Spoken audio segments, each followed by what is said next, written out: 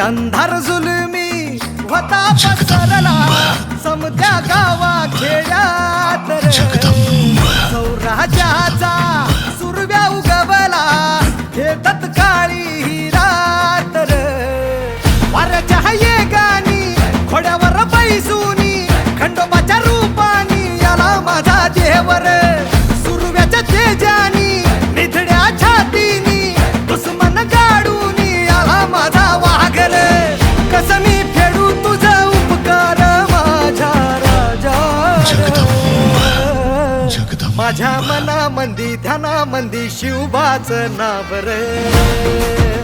माझ्या मनामंदी